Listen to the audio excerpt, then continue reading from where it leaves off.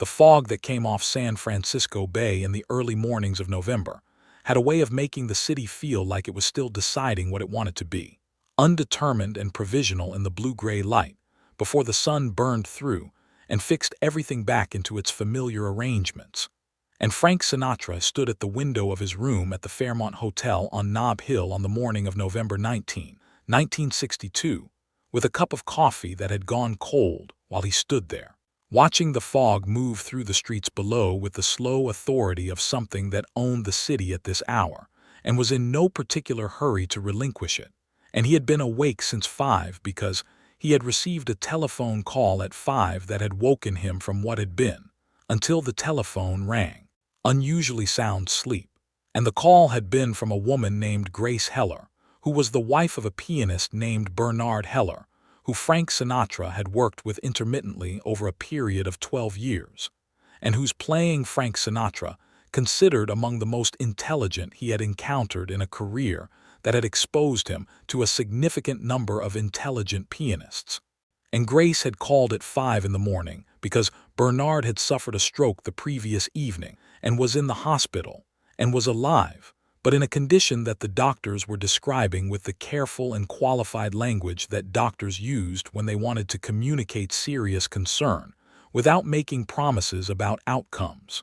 And Grace had called Frank Sinatra not because Frank Sinatra was the first person she should have called at 5 in the morning, but because she had already called the people she should have called first, and she had found, after those calls, that she still needed to call someone. And Frank Sinatra's name had presented itself to her in that condition of needing, because Bernard had spoken about Frank Sinatra with a specific kind of warmth and precision that Grace had understood even without being a musician herself, had understood that what Bernard felt about Frank Sinatra's engagement with music was not the ordinary professional admiration that musicians felt toward colleagues whose abilities they respected, but something more specific. The recognition of someone who listened to what you were doing and responded to it, rather than simply using what you were doing as raw material for something else. Frank Sinatra had listened to Grace and had asked about the hospital and had asked about Bernard's condition in terms that were specific rather than general,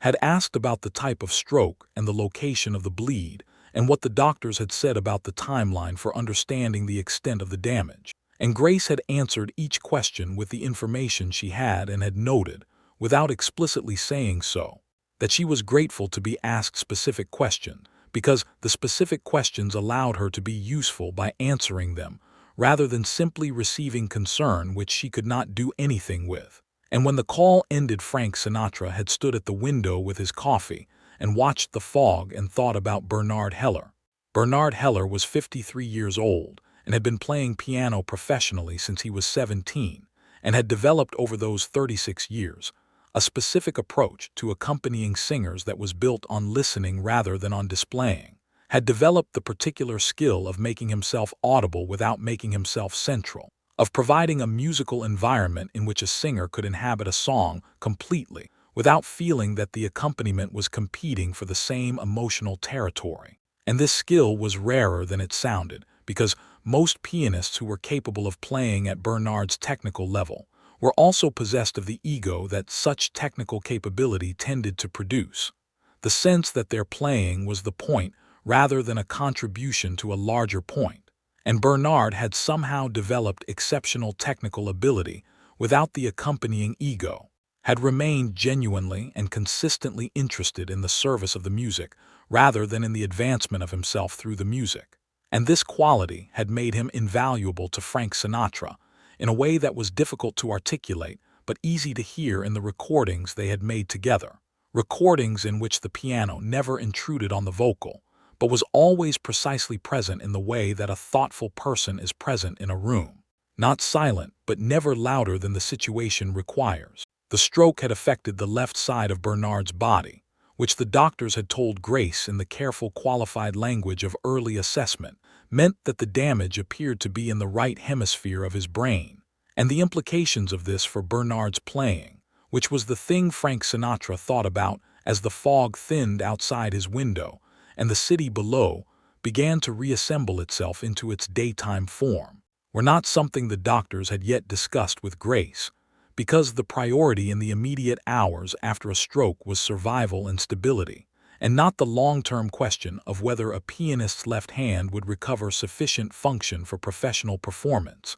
And Frank Sinatra understood this sequencing, and also understood that the long-term question was the one that would shape everything that followed the immediate crisis, would determine whether Bernard's professional life continued in the form it had taken for 36 years, or needed to become something else. Frank Sinatra's morning was scheduled, and he kept the schedule, moved through the recording session he had arranged at a studio on Post Street, and the lunch he had committed to, and the afternoon interview with a journalist from a music publication. And he kept the schedule not because the schedule felt important, but because keeping it was the kind of discipline that allowed everything else to function, the framework within which the actual thinking happened. And the actual thinking throughout all of it was about Bernard Heller, and about what Frank Sinatra could usefully do for Bernard Heller rather than what he could do for Bernard Heller that would make Frank Sinatra feel better about Bernard Heller's situation, which were two different things, and which he had learned over the years to distinguish between, because the distinction mattered more than most people acknowledged. By the time the afternoon interview was finished, Frank Sinatra had arrived at a clear sense of what he wanted to do, which was to ensure that Bernard Heller's financial situation was not an additional pressure on top of the medical situation, because the medical situation was already requiring everything that Bernard and Grace had available in the way of attention and endurance, and the financial situation, which Frank Sinatra knew to be the situation of a working musician who worked consistently but not lucratively, could easily become a secondary crisis that compounded the primary one in ways that were both unnecessary and preventable. Frank Sinatra called his attorney that afternoon and asked him to establish a fund, structured as a professional services retainer, that would pay Bernard Heller a monthly amount equivalent to what Bernard typically earned from his regular work, and the retainer would be described as payment for Bernard Heller's ongoing consultation on Frank Sinatra's upcoming recording projects,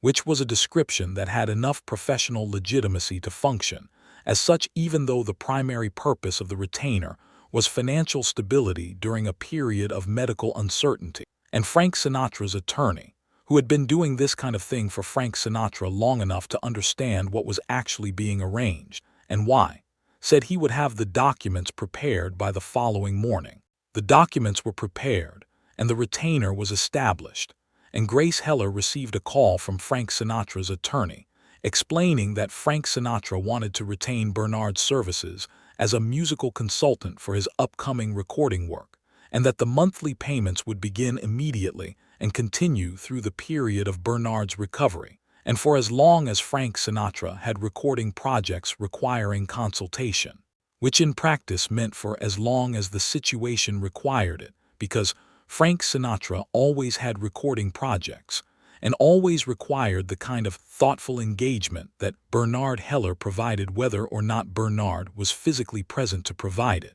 And Grace had listened to this explanation, and had understood it for what it was, and had said that Bernard would be grateful, and had not asked the questions that would have complicated the arrangement, because she understood that the arrangement's usefulness depended on it being described as what it was described as rather than what it actually was. Bernard Heller spent 4 months in recovery, 2 in the hospital and 2 at home, and his left hand regained sufficient function for him to play, not immediately and not without months of work with a physical therapist who specialized in musicians, but eventually and adequately. And when Bernard returned to playing professionally in the spring of 1963, his playing was different from what it had been before the stroke, was slightly more spare in the left hand and slightly more deliberate in its choices. And the musicians who played with him noticed this change, and found that the spareness was not a loss but was in fact an addition, that the spaces Bernard now left in his playing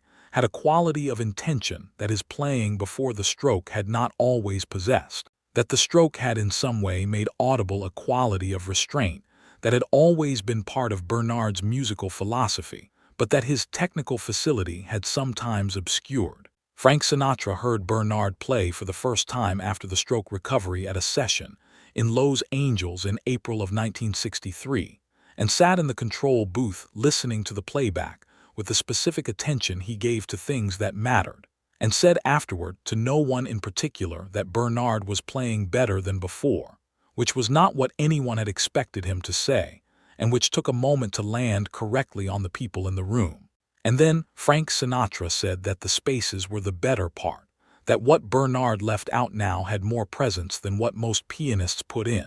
and everyone in the room understood what he meant, even though it was the kind of observation that was difficult to explain to anyone who had not been present to hear what he was describing. The retainer arrangement continued until Bernard Heller retired in 1971, and during those 8 years, Bernard did in fact consult on Frank Sinatra's recording projects in ways that were genuine, rather than nominal, attended sessions when his health allowed, and offered the specific kind of listening-based observations that Bernard's years of experience and his particular musical intelligence produced.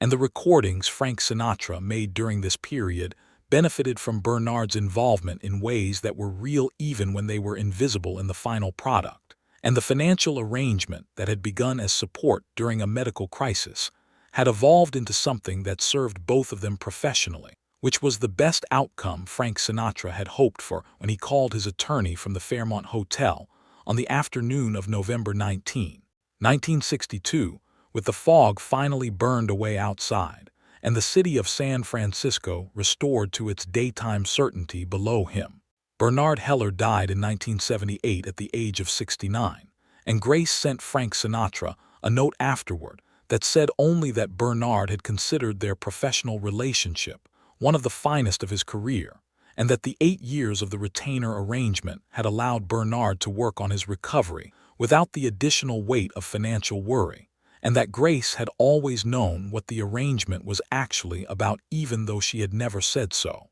and that she was grateful in a way that the available words were not adequate to contain. And Frank Sinatra read this note in his office in Los Angeles and sat with it for a while before filing it in the folder where he kept things that were too important to discard and too personal to leave in general circulation. And the fog of San Francisco on a November morning in 1962 had long since become part of the past that the city carried without displaying. The accumulated weather of all the mornings that had come and gone and been replaced by other mornings. But what had happened in a hotel room on Nob Hill while the fog was still present remained. The way that decisions made in quiet moments remain, not dramatically but persistently, in the shape of the things that followed from them.